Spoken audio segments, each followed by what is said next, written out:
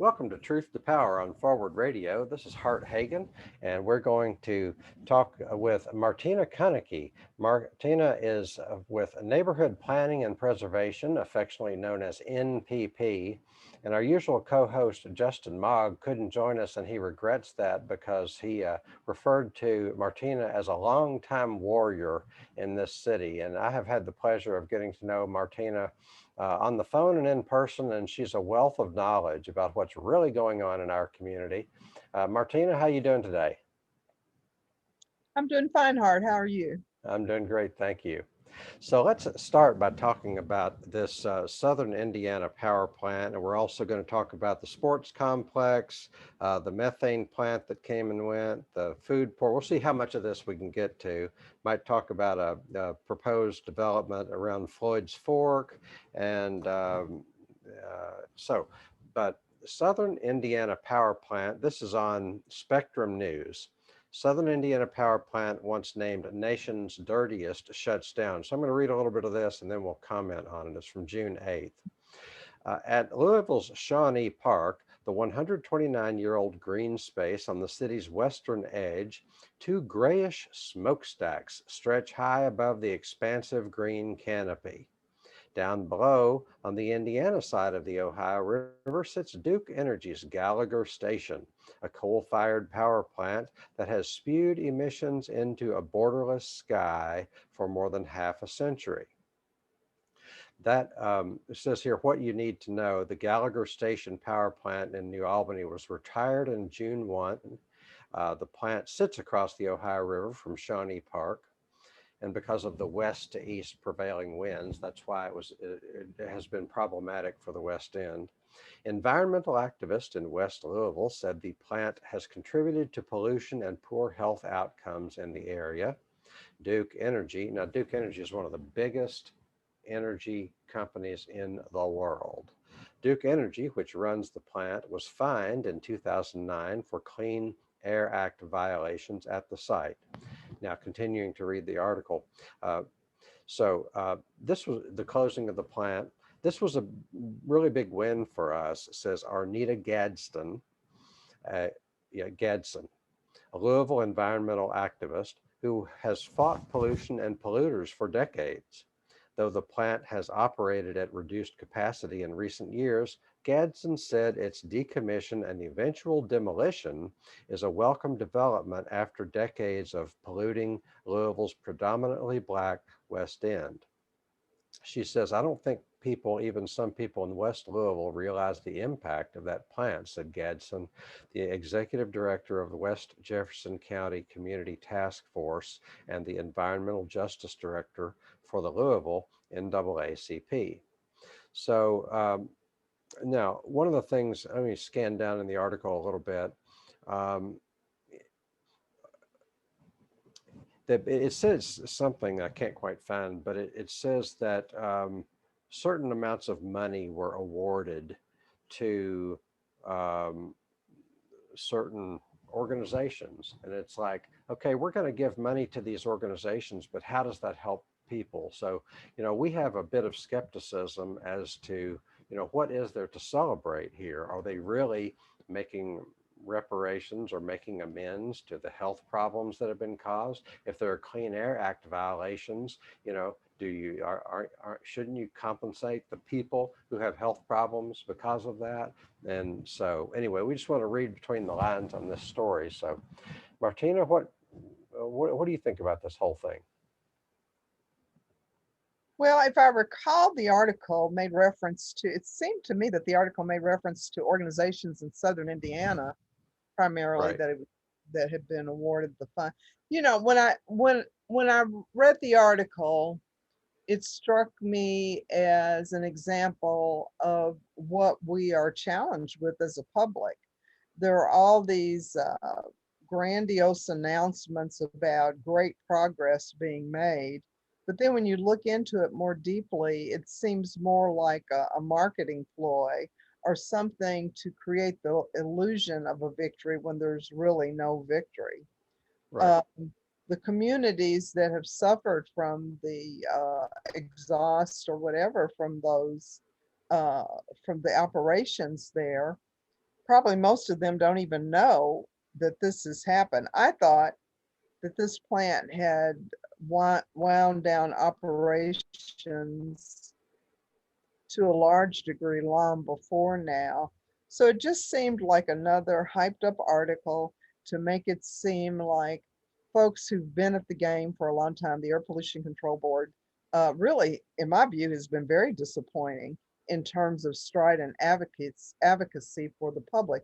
We get a lot of talk from them, but still the conditions in Louisville are not the best. We have polluted air alert days. We have many concerns that have never been addressed. They talk and talk and talk, but nothing ever really changes. And then they take the closing of this plant as being much larger thing than it really is in terms of impact. Right. So let's talk about a little bit about the sports complex that's going up. Um, what can you tell us about that? I know I'm generally of the opinion that it seems to be, you know, like how big is it, and who is how was the decision made to create a sports complex? Is the community benefiting from it, or is it more just PR that benefits a few politicians and that kind of thing? Well, the folks behind that project, the Urban League, um, the mayor's office have been very supportive of that project. They like to project a storyline that suggests that this came from the community, that the community came together in these very um,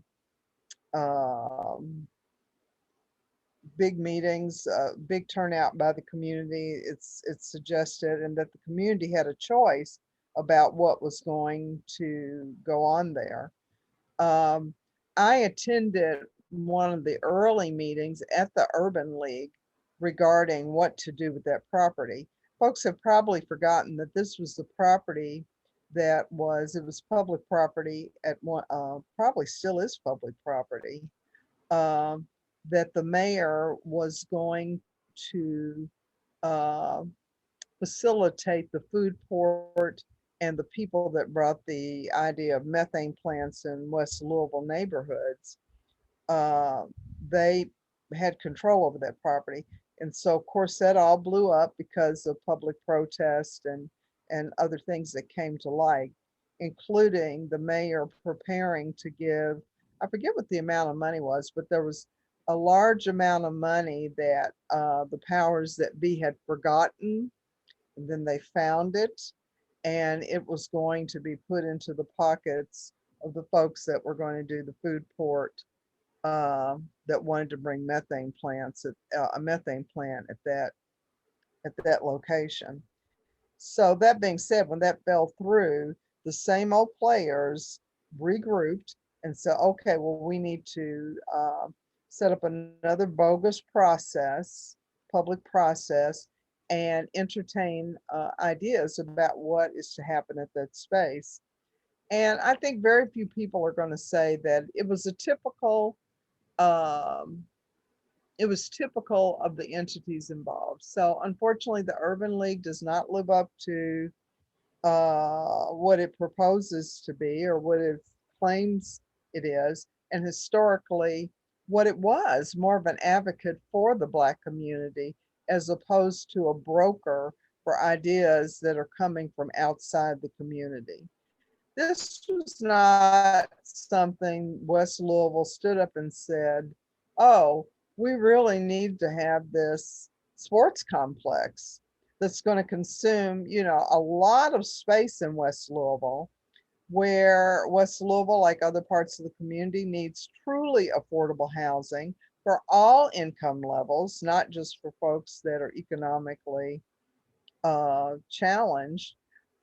We need retail. We need the same things that people in other areas of the community have nearby. We have to get in a car, get on a bus, do the best we can. Um, West Louisvillians, and I'm one of them, still have to leave the community to get much of what we need. Right. And so why, oh, why is this sports complex such a pressing thing? Right. So for them to say that it came from the community, it was a community process. I was part of that process at the very, very beginning. And I have to tell you that it was clearly something that was did not come from the community. And there were other ideas, other proposals that at least involved folks from the community that just didn't get any consideration whatsoever. And of course, now they're being sued by Coach Mo, I believe, because they apparently, lifted some of his ideas. It's a very, very crooked way of doing things, but this is typical. This is typical of the public processes that the city endorses, and then they have brokers like the Urban League that help advance those agendas. Well, how did that unfold? You say that it wasn't a thing, it wasn't a decision-making process that came from the community. So how did it actually happen? Well, my personal experience was when I went to that one meeting, and after that one meeting, I did not return because it was business as usual. At that meeting, Miss Reynolds came and sat with a group of us, and they had breakout tables like that. I mean, this is the formula. They have food to kind of cajole people, so they had a big meal there. And then they have, sort of a rah-rah session with speeches about, oh, this is so exciting. The public is going to determine what's going to happen here. And then you're sent out to breakout groups and to discuss what your ideas are. And at this particular breakout group that I was in, Sadiqa Reynolds, the president of the Urban League, or executive director, came over and sat with us. And the first thing out of her mouth was about the sports complex. What do you think about that? And we said, no, we don't think that's good. And then, of course, she gets up and reports for our group. And of course, that is like top on her list in terms of the reporting from our group. The sports complex was a possibility. So this So is what very she typical. reported from your group was different from what your group said. So Well, I'm she not spoke, saying that she excluded everything that we said, but that was top on the list when she reported out, implying that this had come, from the group with a fairly positive reaction from the group, and it was not. And I've confronted her since then on that. Of course, there's no recording of the group, and there's no way to prove whether her version or my version was correct. But this is typical of these so-called public processes that when you go into these breakout groups, the powers that be always make sure that at least one, if not more of them are in these groups, and they sort of channel the discussion and the direction that they feel is appropriate, not in the direction that the community feels is appropriate. And they may pick up buzzwords from people in the group that they can use later, but has no meaning other than they've learned the buzzwords. They have no idea what those buzzwords mean, and they have no commitment whatsoever um, to the buzzwords like sustainability, tree canopy, affordable housing. They love to use a compassion. Um, the list is endless. They love to right, use these words, but they don't. Their actions belie their commitment to those. inclusion, equity, Right. Oh, that yeah. kind of Those. thing. Yeah. There's Yeah. a whole family of buzzwords that go along with environmental stuff, you Yeah. know. Um, so that the ground that the sports complex is on has a history, and you've mentioned a methane plant and a food port that go along with that. Can you give a little bit of background on those things? Initially when I heard food court, I, like many people in the community, thought, well, this will be, good. It'll be like a Haymarket, or, some place where folks can go and get fresh fruits and vegetables. But really, it was far from that. And I won't go into the details of what it was supposed to be, because I don't, it's been a while since I dealt with that. But I was at numerous meetings where they made it clear that it was not going to be that kind of space. It was not going to be a public market type of place. Um, these folks that were doing the food port decided that producing methane on the site would be a way to, um, I guess, recoup their cost, or, I really don't know what they were thinking. The fact is if that um, methane plant had been built, and the one in the California area, they were proposing two plants. One to benefit Heaven Hill over in the California area, because currently Heaven Hill, the byproduct of their processing, or their process, is sludge that they put into the sewer. And so they were thinking, wouldn't it be better environmentally to take that material and turn it into methane gas? Um, and at the food port, they were talking about um, doing something similar over there.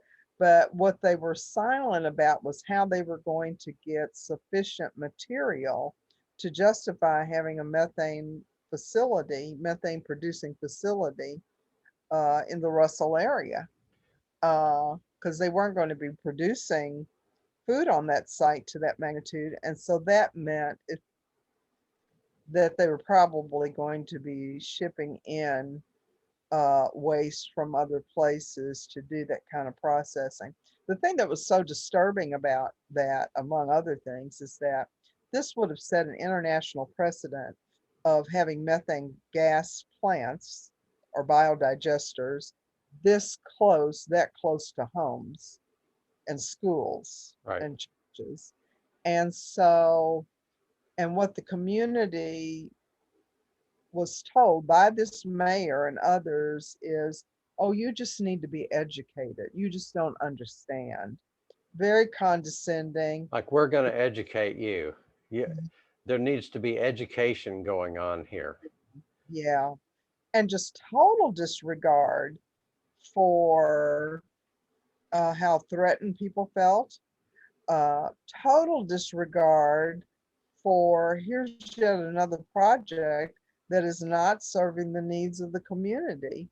This community has been virtually gutted by predatory land use practices. There's a lot of things that's helped destroy West Louisville. The implication is that, oh, West Louisville has failed in some way. No one talks about after West Louisville for cheap property, for predatory use, like the deluge of transitional homes, halfway houses, dollar Dollar stores. stores, yeah. Yeah, these are all um, emblematic of predatory commerce. People are making money from this and going someplace else, and um, being comfortable in their wealth. So, Let me take a stab at like some of the thinking that goes into a methane plant. Like your typical urban upper middle class environmentalist, when they hear methane plant, what are they thinking? Well, the background on that is that when organic material decomposes, if it decomposes with oxygen, then fine. But if it's in piles, if it decomposes without oxygen, then it turns into methane. So methane is a greenhouse gas. It's rather problematic, although I think that the way we think about methane is messed up, because a whole lot more comes from just the leaks in fracking, leaks in oil wells, fossil fuels, that kind of thing. But organic waste has to be disposed of somehow. So how are you going to do it?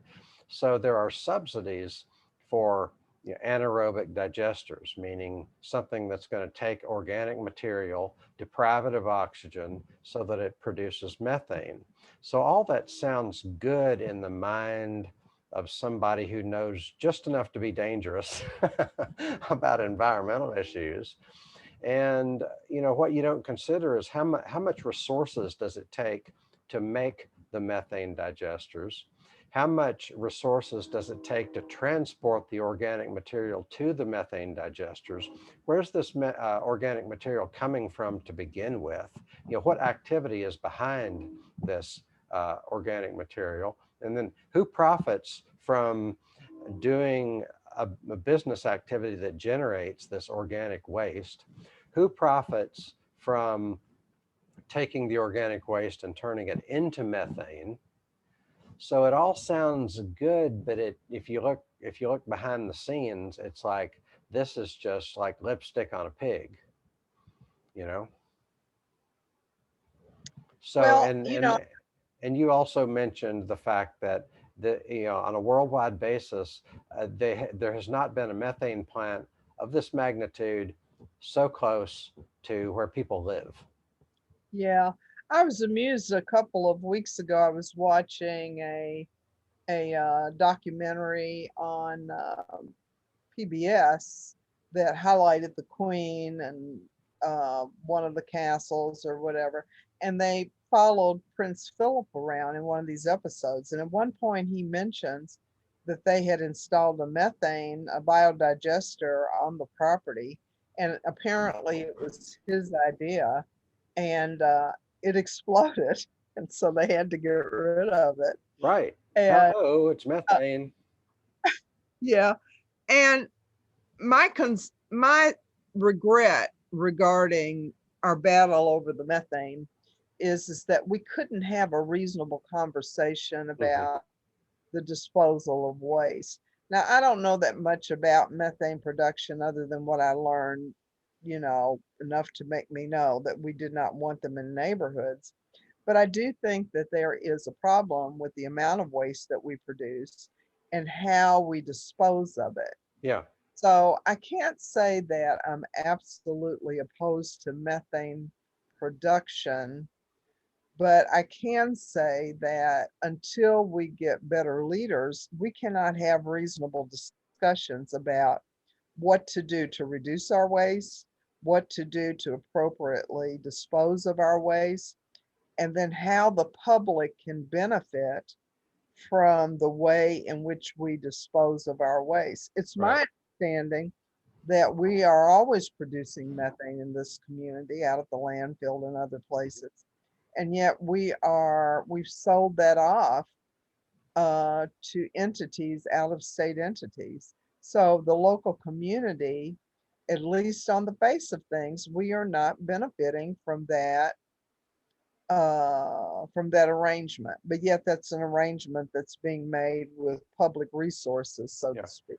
Well, the organic waste that we're talking about is it's not inherently bad, but the scale of it's too concentrated. There's too much of it in one place. If you had all the organic waste we're talking about is potentially compost or mulch or something.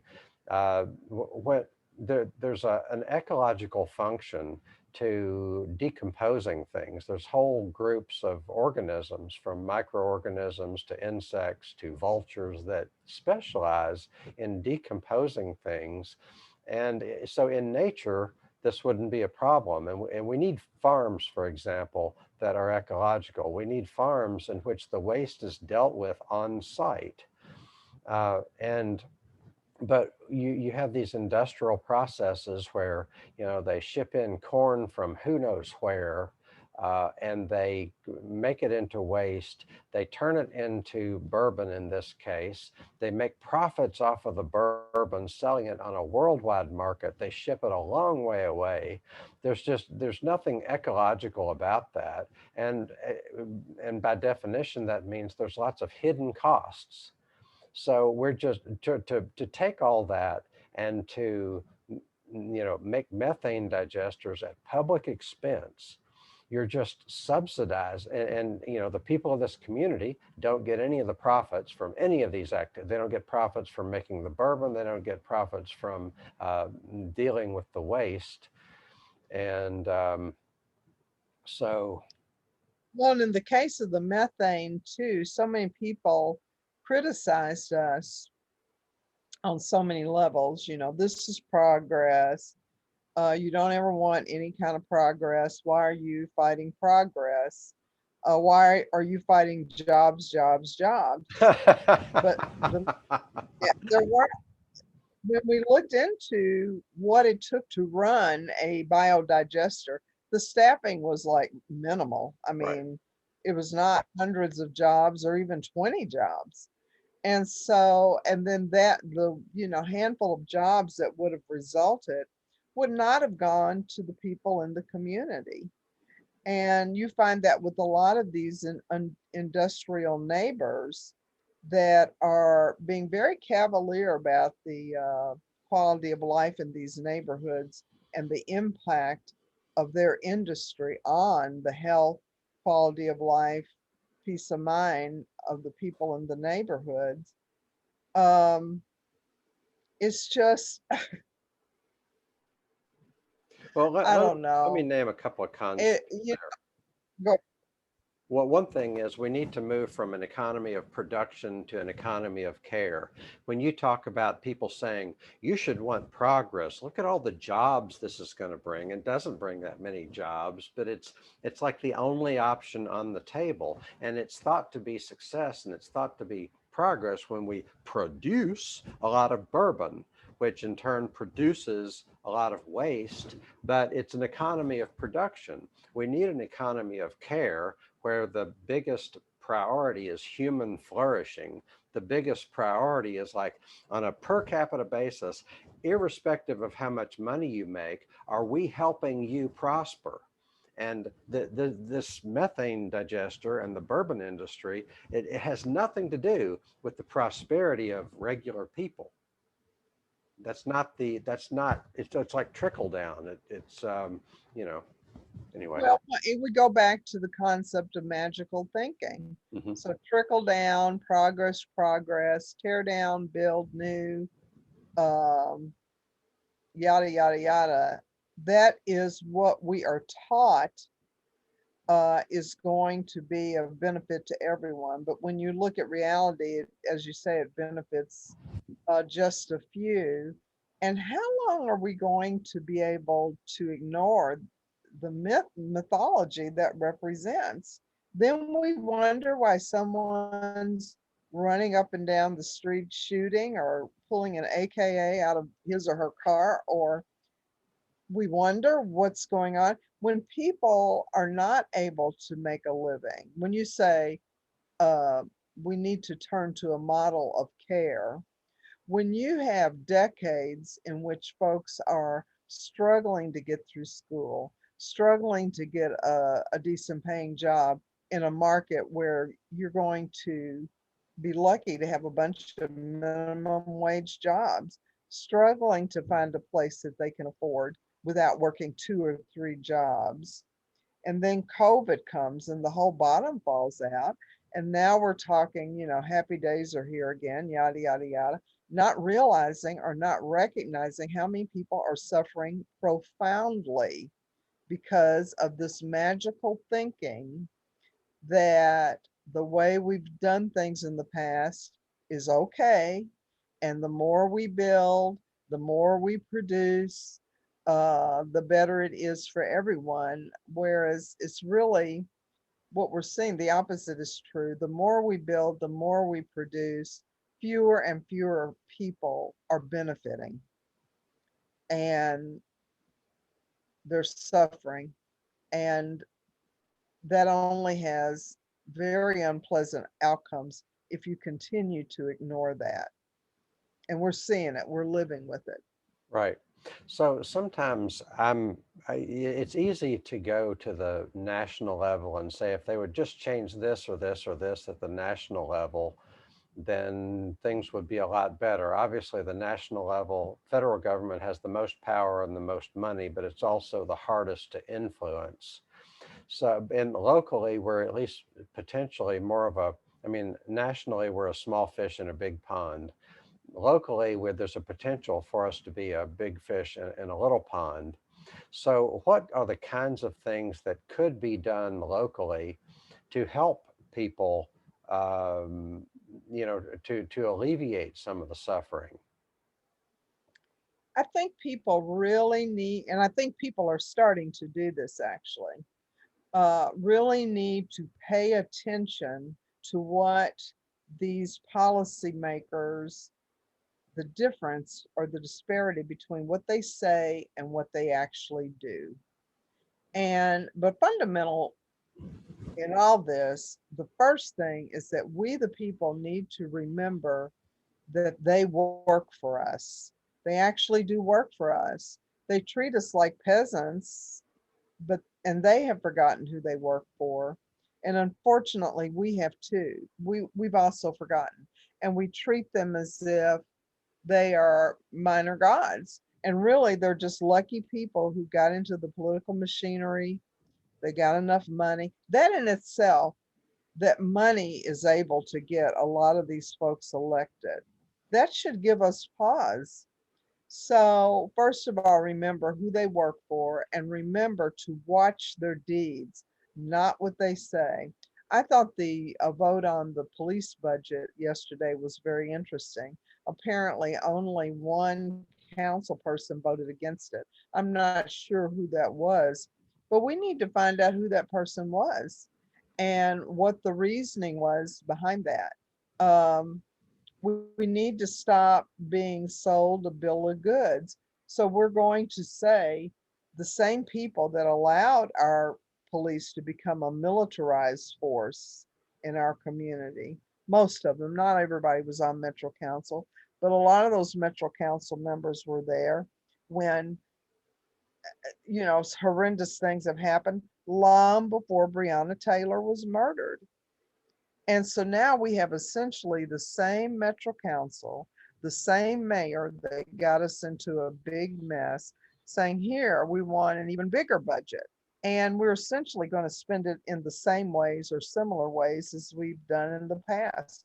We're not going to solve our crime problems, the issues we have with the police, just by doling out more money and acting in the same corrupt ways. Um, so as a public, we need to pay attention to, hey, aren't these the same people that came up with the slogan 10 years ago about public safety? Are these the same people that sat silent as other people were murdered by LMPD or harassed by LMPD? We really need to stop taking their slogans and new programs and all the things they put out there to uh, reimagine. That's what the mayor said. This gives us money to reimagine our police department. That is such a crock. What would you It's like the to see happen to the police department? Well, we need a cultural shift in the police department. And so that's not going to come from having a civilian review board, whatever they're calling themselves, that's been handpicked by the mayor and the Metro Council that got us to this place. They are part of the problem. So we need a genuine civilian oversight board, not one that has been picked by, the powers that be. I would like to see our police force uh, go back to the tradition of peace officers. I Yeah. would like to see our police force live in the community that Hmm. they are serving.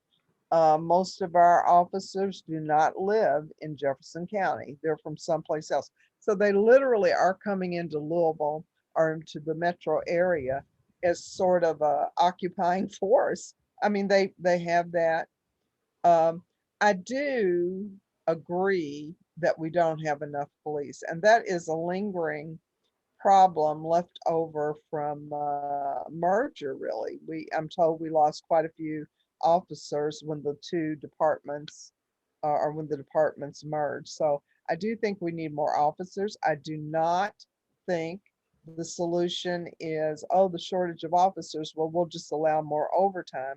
Haven't we been down that path Mm, before? mm. This is not a thing to have folks overwork themselves. Uh, you send folks who are Well, overworked one into issue the is, community. yeah, the police are asked to handle things that they are not trained for. You need to take, some portion of their duties and give it to social workers. They're not qualified to handle mental health problems. Plus, we need to take some of No, and I that think and this budget, go ahead.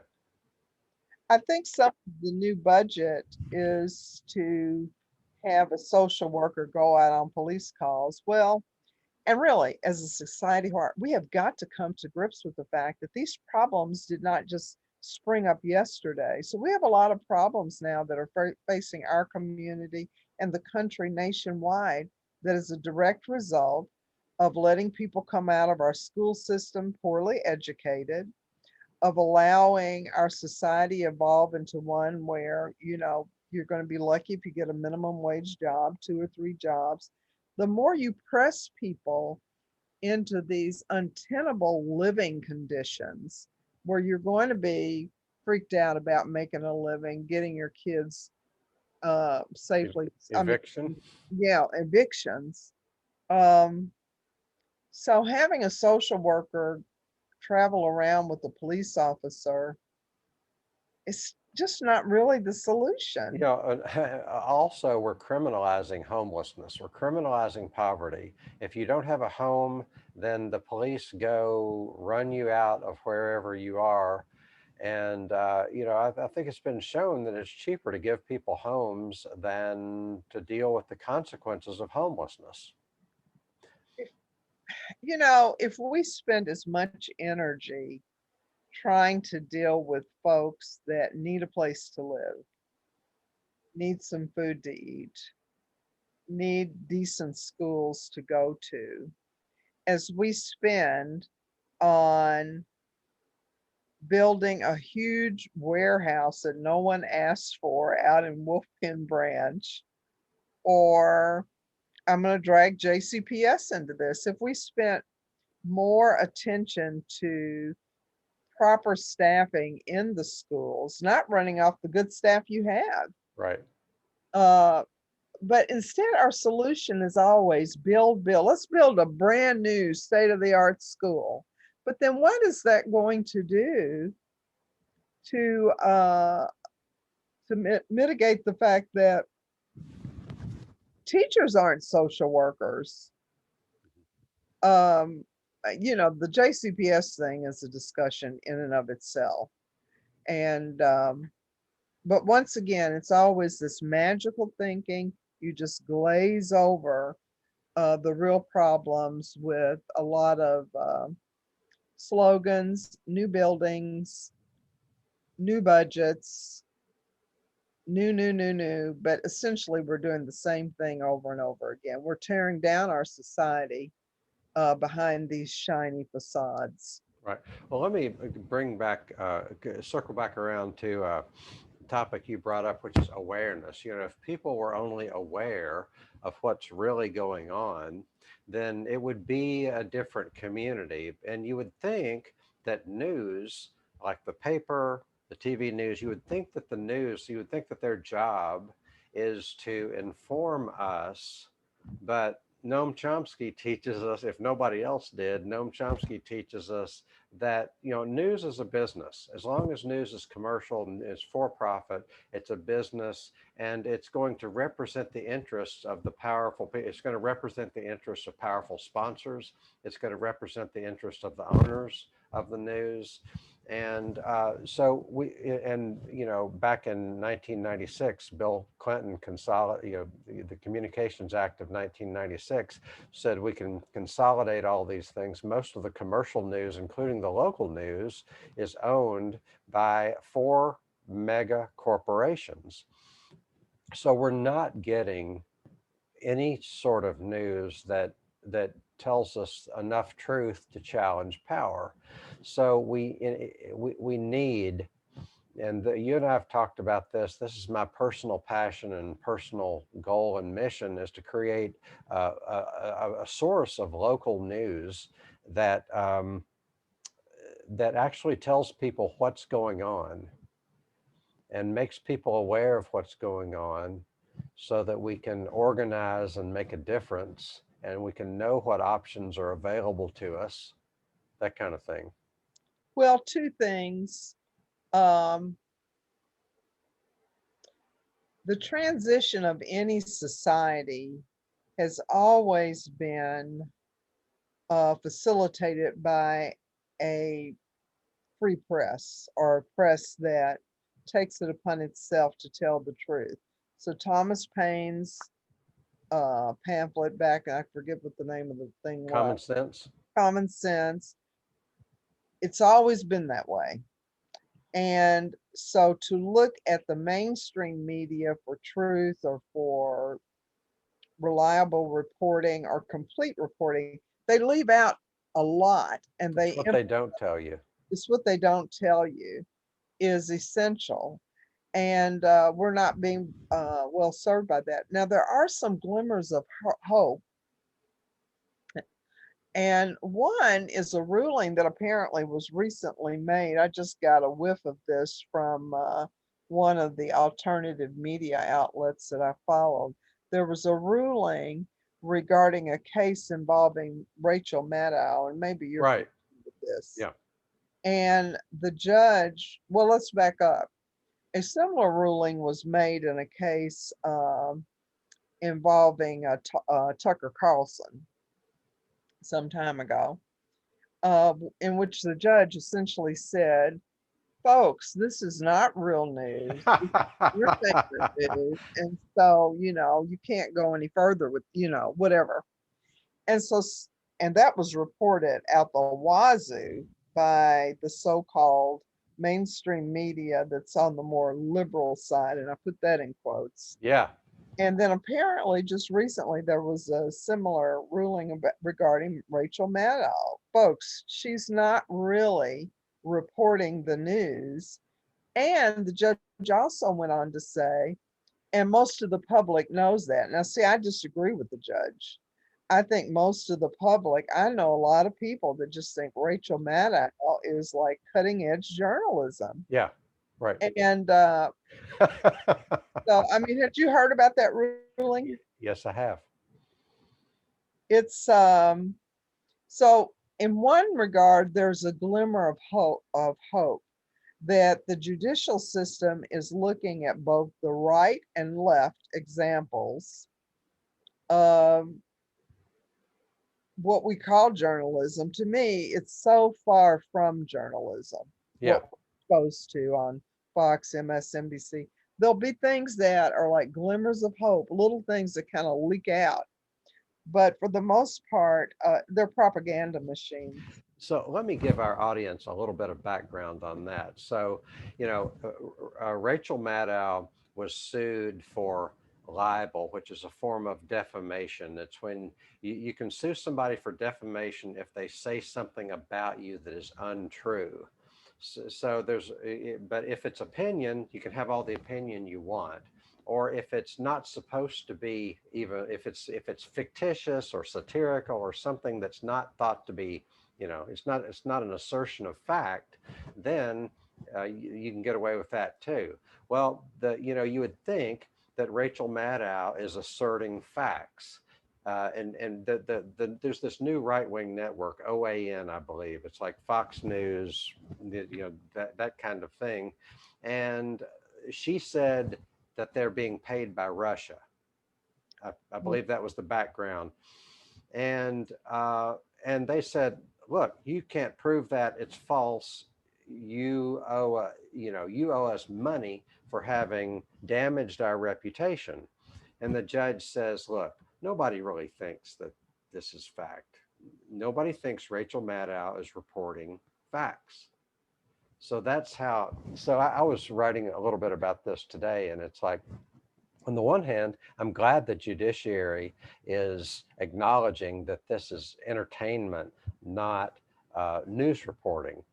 On the other hand, you know, that means that they can act like news, they can say whatever they want, and nobody can do anything about it. And then I said, well, on the other hand, maybe we shouldn't be depending on the legal system to have a good solution to this deluge of false information. And we've been told about Russiagate is the biggest nonsense Yeah. conspiracy that has ever occurred, and otherwise intelligent people are believing this stuff, like some collusion between Trump and Putin, and it's the new McCarthyism. And anybody that criticizes, especially the Democratic Party, they say, "Oh, you're in bed with the Russians," like whoever that is, you know.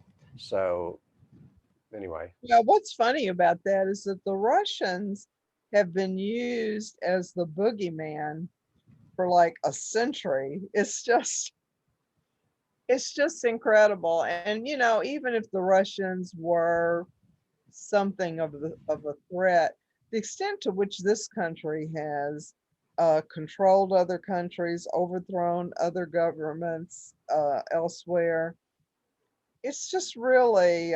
But once again, this is an example of magical thinking. Really, it's an example of it's just easier to believe these things than to face the realities of American life. It's easier. I know people that I very much like and respect, but they think Rachel Maddow hangs the moon. They right. really do.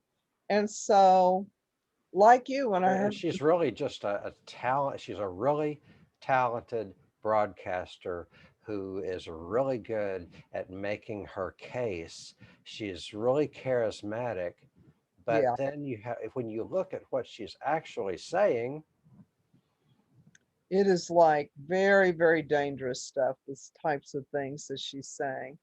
And the other really about her, she's really, really well paid. yeah, And that's what we have to recognize as a society, that these people that are brainwashing us on in the media are paid handsomely for doing so. she's paid like $30,000 a day, several $1 million a year, has like an $80 million apartment in Manhattan. And she's speaking for the Democratic Party, which is supposed to be the party of the people traditionally. And what do you think? What are the odds that she can't really identify with the struggles of anybody? No, I mean, she may say that she does. A lot of folks that have ascended to that sort of economic, that type of wealth, they may actually think they remember how it was or relate to what it's like not to be filthy rich, but they don't really. And yeah, she's something. But once again, it was remarkable for the judge to make those statements in this case, and then also in the case of Tucker Carlson. So now, has that been covered in the mainstream media, that admission by the judge or the judge's ruling in that case? I don't know. I can't imagine. I would think that, yeah, I just don't know. I know where I got it, and I just don't consume mainstream media. Um, I try to watch it, but it's very painful really to mhm, watch it. It's a disgrace. right. So, what would it take, Martina, I mean, we're doing it here, but what would it take to scale up um, a news source that really tells the truth about what's going on locally? It's something that's, captivating enough in order for people to want to watch it. And would that be valuable? And how would you grow an audience what resources do we already have in our community that could be brought to bear? What, if anything, could local government do, or should we not even ask them to do anything for us? I don't think it should be government subsidized in any way because our government is corrupt. Yeah, And our government is very facile, or they're very talented and as to how to co-opt. They're very yeah, much in co-opting, right. changing the narrative to their advantage. It does have to be independent press, I believe. I see some glimmers with WDRB. Sometimes I think they're doing some really good investigative work. But I really think there is a need for independent media in this community. Along the lines of, I don't know how many people followed, it was one of my favorite independent broadcasts, The Rising. And the people that were, I'm not going to be able to, Sagar, I can't remember Sagar and Jetty and Crystal Ball. yeah, Crystal Ball, they have broken off on their own now. And Right. so they're doing their own thing. Is it Rogan, who many people don't like because of some of his views, but I like him because he's sort of out of the box and he's all over the place, really. And there are times when I really agree with him, there are times when I don't agree with him. Uh, but these are the kind of sources that have covered stories mainstream media just would not. Right. So Right. I would like something like that locally to Hmm. occur. Sure. Uh, they're doing a good job at the national level, and it looks like they're doing a good job financially, that they're able to make it, that there are enough people to support them, that they could, because things were getting dicey for them on the platforms or wherever they were. And they said, we're out of here if we can't maintain the integrity of our content. We're not going to be bullied. We're out of here. So I think something like that locally needs to happen Well, why is there a need for that? for independent press. Right. There's a need because, unfortunately, uh, press can be bought or press can be controlled. And as you described earlier, we're at a point now nationally where all the media is owned by a handful of people, and they are corporate type of people. Uh, not media, journalism is not their first line of business. It's a device that they picked up to use to advance their corporate agendas, their vision of what America needs to look like. And so, as long as you have that kind of dynamic, then you're going to get journalism or news coverage that's not really coverage. It's entertainment news, it's propaganda. It serves many functions. It serves to incite people, to suppress information, um, to advance ideas that, may not necessarily be good for the public, but we're going to be told that they're good for the public. The mainstream media serves a purpose. It's a device, and the public deserves more. The public deserves to know the real deal and what it has to work with and what it's lost, what it What stands to. types of a couple of questions? We got about 5 minutes left. What types of people might be interested, might be the most easily engaged in that type of news, and what's in it for the average person? If we could, get something going in terms of a really meaningful, substantial source of local news, what's in it for the people of Louisville?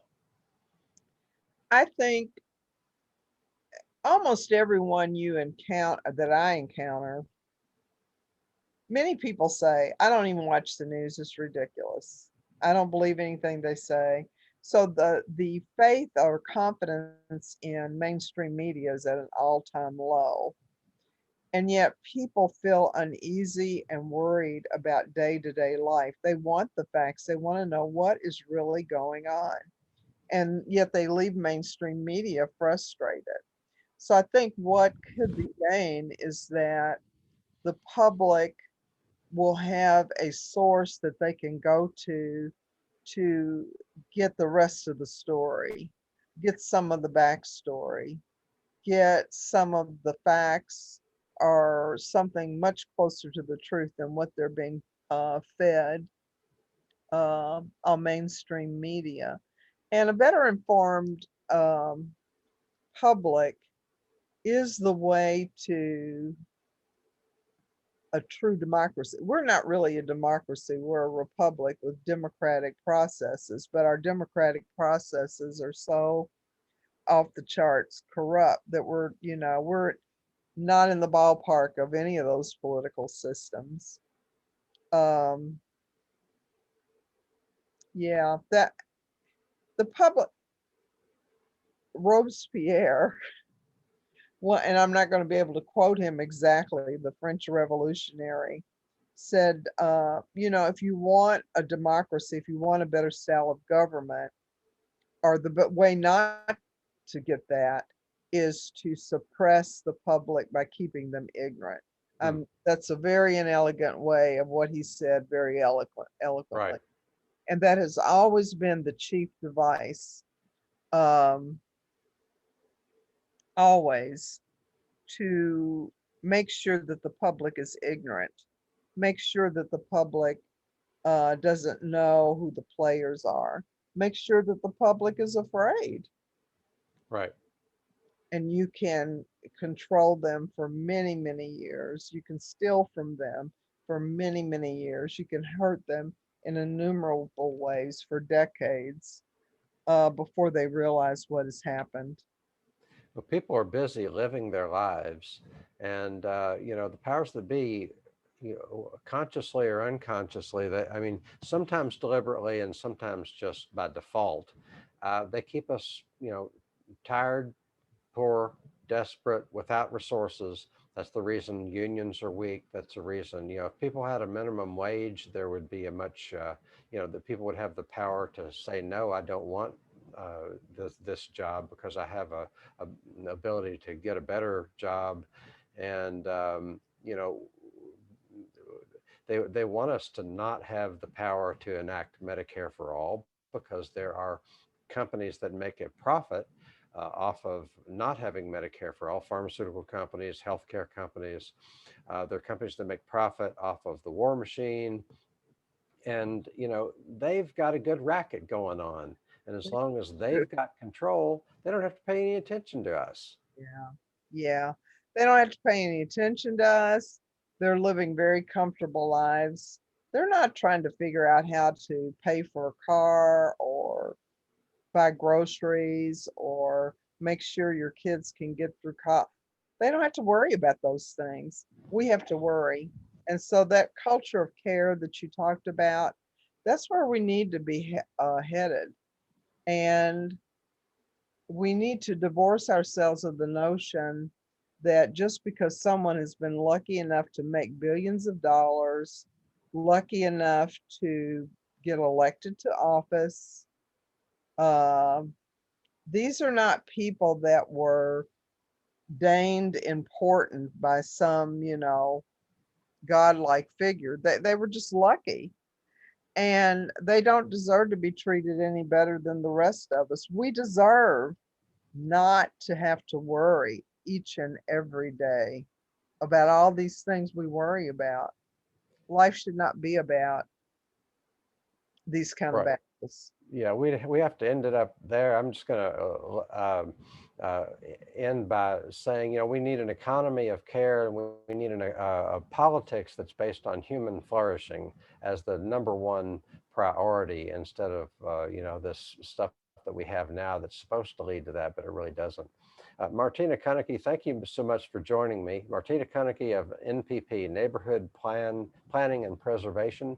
You're a real blessing to our community, and hopefully we can come back and talk with you again soon.